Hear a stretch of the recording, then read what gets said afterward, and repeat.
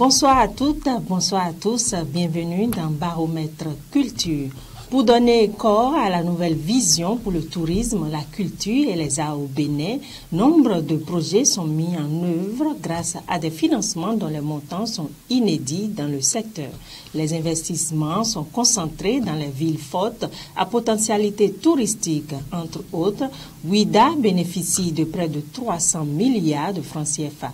Également, au dit du ministre, quelques 100 milliards sont en cours d'investissement à Abomey.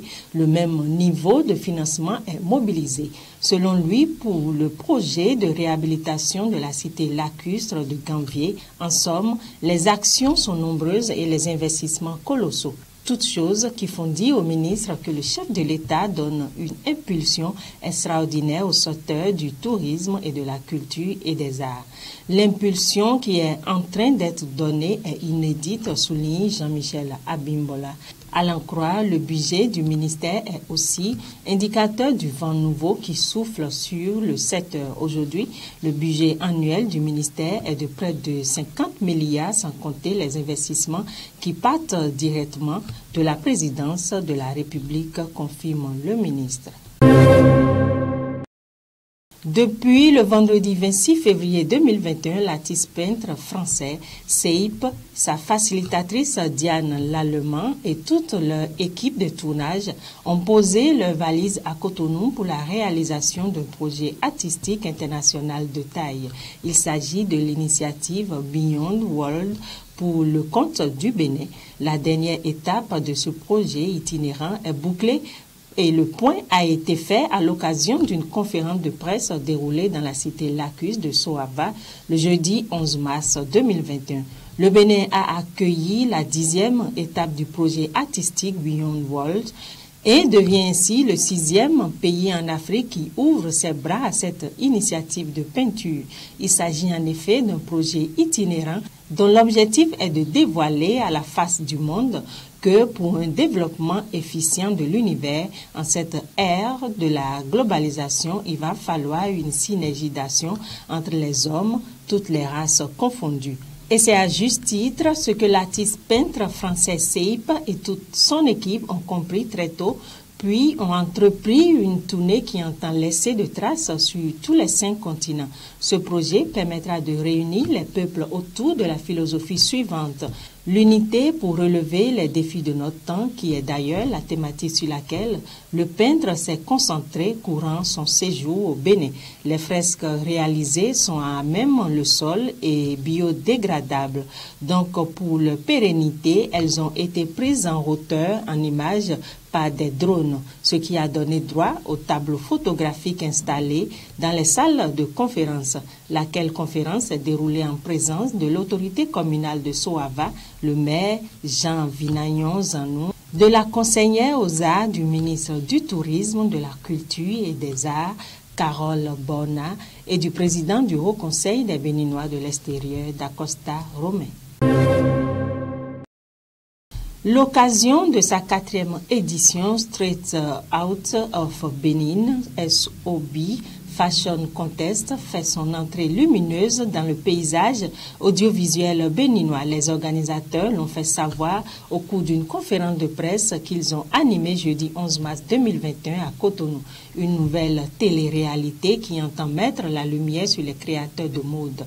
Contribuer au développement des nouveaux talents de la mode béninoise, tel est l'objectif de SOB Fashion. Au cours de leur périple, ils seront accompagnés de grands noms de la mode béninoise qui les formeront et les jugeront suite à une série d'épreuves ardues qui les pousseront à apprendre et à se dépasser, car à la fin, il n'en restera qu'un seul qui partira avec le gros lot estimé à plus d'1 million de francs CFA. La première diffusion était pour le samedi 14 mars dernier. C'est un événement culturel innovant dédié à la mode et aux créateurs de mode béninois qui fait son entrée dans le paysage audiovisuel, dira Daniel Malengue, directeur de l'agence .com. Pour Astrid Didjoro, présidente de l'association SOB, c'est un véritable show télé qui va réconcilier les gens avec la télé. À présent, des vêtements captant le CO2 et purifiant l'air ont récemment été présentés à la Fashion Week. Pour leur fabrication, le tissu a été mélangé avec des algues et des micro-organismes vivants, ce qui permet aux vêtements de fonctionner comme une plante. Être écolo et à la mode, c'est donc possible. Après avoir capté le CO2 et les particules autour de soi, ces vêtements les transforment en oxygène. Une façon pour les fashionistes hyper écolos de réduire les empreintes carboniques tout en restant stylés. Ces vêtements fonctionnent comme n'importe quelle plante puisque leur tissu a été mélangé à des algues et des micro-organismes vivants. Et on n'a pas choisi n'importe lesquels, mais les plus efficaces pour éliminer les CO2.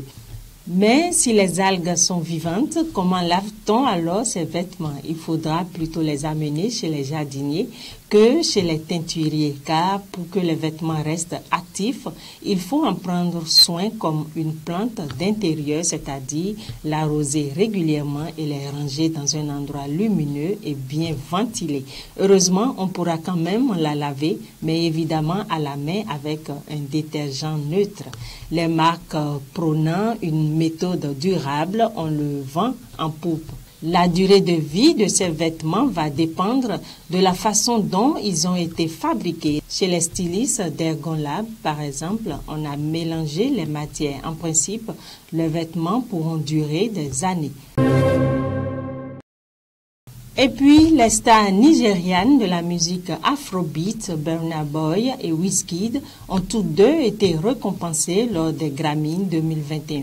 Burna Boy a remporté la catégorie du meilleur album de musique globale, tandis que Wizkid a remporté le prix du meilleur clip vidéo pour sa chanson avec Beyoncé, Brown Sky Girl, tiré de l'album Lion King The Gift. La fille de Beyoncé, Blue Ivy, a également été récompensée pour cette chanson. Le prix de la meilleure vidéo musicale est décerné à l'artiste, au réalisateur et au producteur de la vidéo. Burna Boy, de son vrai nom Damini Ogulu, nominé pour la deuxième année consécutive, a gagné avec son album Twice as Tall.